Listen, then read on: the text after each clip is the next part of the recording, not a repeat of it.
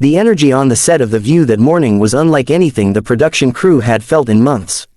Even before the audience was ushered in, there was a quiet tension humming backstage, conversations held in hushed tones, producers pacing with clipboards clutched a little too tightly, makeup artists darting around hosts who tried to appear calm but were clearly unsettled. The day's guest was a wildcard, someone known for taking conversations into unpredictable territory, Joe Rogan. As the countdown to live broadcast ticked away, the panel took their seats around the iconic curved table. Whoopi Goldberg took a steadying breath, her expression stoic. Sunny Hostin checked her notes twice, then once more for good measure. Ana Navarro tapped her fingers anxiously against her mug. Joy Behar adjusted her glasses, mumbling something about preparing for chaos. When the cameras finally blinked red, the audience erupted in warm applause. The hosts launched into their usual greetings, but there was a thin, underlying static that even viewers at home would soon notice. Then came the moment the studio had been bracing for. Whoopi lifted her head, her tone formal. Please welcome our guest today, podcast host, comedian, and UFC commentator, Joe Rogan. He stepped onto the set with an easy stride, shoulders relaxed, wearing a plain t-shirt and jeans that seemed almost comically casual compared to the studio's polished atmosphere. Joe gave the audience a friendly wave and a grin that suggested he was more amused than nervous. If the panel expected him to arrive intimidated or defensive, they were immediately disappointed. "Morning, ladies," he said as he took his seat, voice steady and upbeat. Whoopi nodded. "Welcome to The View." Joe leaned back comfortably. "Thanks for having me. Your producers warned me I might need a helmet." The audience laughed, and the hosts exchanged stiff smiles. Sunny cleared her throat, deciding to start with something neutral. "So, Joe, your podcast continues to be one of the most popular in the world." "Congratulations." "Thank you," he said, nodding. "It's fun. I like talking to people." "Talking," Anna repeated, tilting her head. "Often for 3 hours at a time." Joe grinned. "Some conversations need time to breathe." Whoopi forced a light chuckle, but the mood was shifting already. They were barely a minute in. Joy chimed in next. "Well, we hope you're ready for a conversation that breathes a little faster. We only get 8 minutes before commercial." The crowd laughed again, but there was tension behind the humor. Joe could feel it. He wasn't just a guest, he was a debate waiting to happen. Whoopi began with small talk, asking about Joe's comedy tour, how he balanced different parts of his career, the usual fluff. Joe answered easily. He mentioned how much he loved stand-up, talked about the discipline of martial arts, and reflected on how podcasting had become an unexpected cornerstone of his life. Things were normal, for about 30 seconds. Sunny leaned forward, clasping her hands. Her voice was polite, but her stare was sharp. "Joe, there are many people who believe your show gives a platform to harmful ideas. People say that with your audience size, you're obligated to be more careful." The atmosphere changed instantly. Producers in the control room tensed. Joe gave a slow, thoughtful nod. "I understand the concern," he said, "but I also think adults are smart. They can listen to a wide range of ideas and decide what makes sense." Anna wasn't convinced. "But you bring on guests who promote misinformation. That's the issue." Joe raised an eyebrow. "What's your definition of misinformation?" Anna blinked, startled by the counter. "Well, things that aren't fact-checked, things that could mislead viewers." He shrugged. "I've also had scientists, doctors, researchers, journalists. I talk to everyone. I don't present myself as the ultimate authority. I'm a comedian having conversations." The audience murmured, some in support, others uncomfortable. Joe wasn't being rude or combative, but he wasn't backing down either. Joy chimed in. "There's a difference between conversation and spreading dangerous viewpoints." Joe tilted his head. "Joy, every one of you has said things on this show that ended up being wrong. Everybody does. But you keep talking, right? Should you stop having conversations?" The comment hung in the air like a stone dropped into water.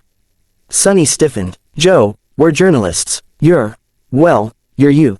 Joe smiled. "And yet people trust me not because I tell them what to think, but because I let them hear everything." Some audience members applauded. Others whispered among themselves. The hosts exchanged wary glances. The temperature on set was rising slowly, steadily. Whoopi tried to regain control. Okay, let's not get ahead of ourselves." Joe nodded respectfully, but the energy had shifted permanently. Sunny tried again. "You say adults are smart enough to decide what to believe. But what about young listeners? What about people who take everything you say as fact?" I always tell them not to, Joe replied firmly. I tell them to think for themselves. I don't want followers, I want people questioning everything, including me. The audience clapped loudly at that, surprising even Joe. Joy leaned forward. Well, questioning is fine, but dangerous rhetoric. Joe interrupted her gently. Dangerous according to who? The same networks that get things wrong all the time. The same politicians who change their story every month. Another wave of murmurs rippled across the crowd. Anna's voice sharpened. Joe, you can't compare legitimate news organizations to fringe conspiracy theorists.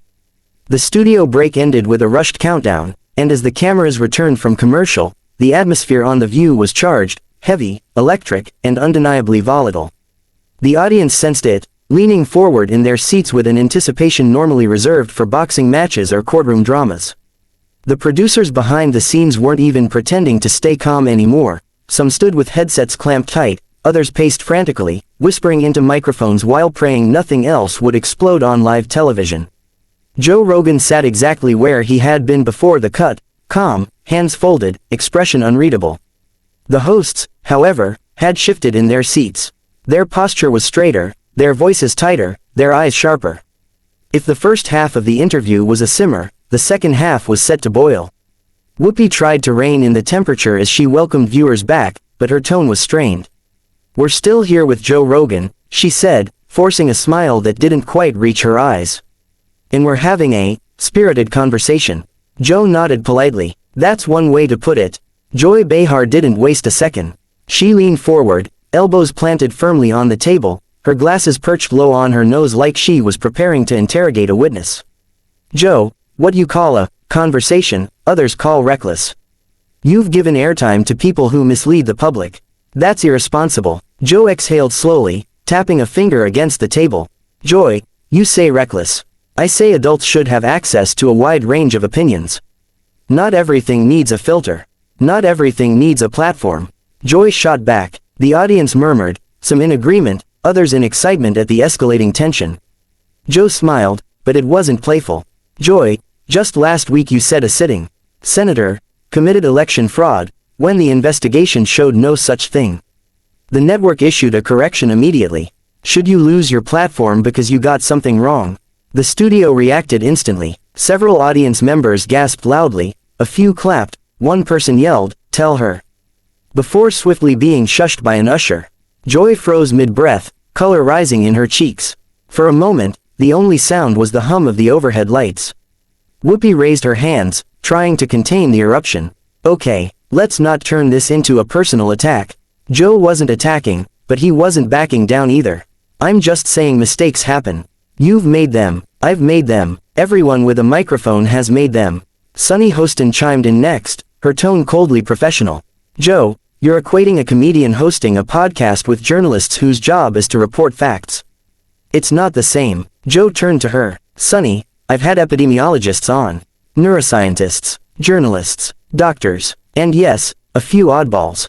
Because everyone deserves a chance to speak. Sunny shook her head, but you don't fact-check your guests. I also don't interrupt them constantly, Joe replied, raising an eyebrow. Which, to be fair, is something this show could learn from. The audience erupted into chaotic laughter, applause, groans, an entire storm of reactions. A cameraman bit his lip to keep from laughing. Joy shot him a dirty look. Anna Navarro cut in sharply. Joe, this is The View. We're not in your studio. There are rules here. Joe chuckled. Yeah, rule number 1 seems to be, never let a guest finish a sentence. Even Whoopi laughed at that.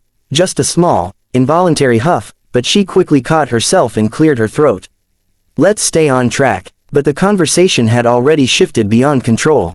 Joy tried again, voice trembling with irritation. Joe, misinformation is not a joke. People listen to you. They believe you. Joe leaned forward, looking directly at her. Joy, I tell my audience constantly, don't believe me blindly. Don't believe anyone blindly. Think for yourselves. If more people encourage that, we'd be in a much better place. Some audience members applauded again, louder this time. The energy in the room was split and crackling, half ready to cheer Joe, half ready to boo him. Sunny narrowed her eyes. So you're saying the media should just let anyone talk? Even extremists? Even conspiracy theorists? Joe didn't flinch. I'm saying censorship doesn't make ideas disappear. It just makes people trust institutions less. The answer to bad speech isn't silence. It's better speech. That earned the loudest applause yet.